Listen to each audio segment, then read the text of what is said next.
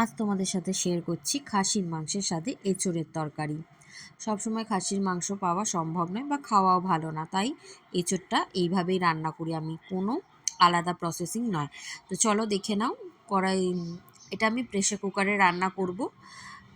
প্রথমে কড়াইতে গোটা গরম মশলা ফোড়ন দিয়ে একটা পেঁয়াজ বাটা, দুটো পেঁয়াজ কুচি, একটা টমেটো কুচি, 2 চামচ আদা রসুনের পেস্ট, সমস্তটা দিয়ে ভালো করে কষতে থাকবো। সামান্য নুন দিয়ে দিলাম যাতে করে টমেটোটা গলে যায়।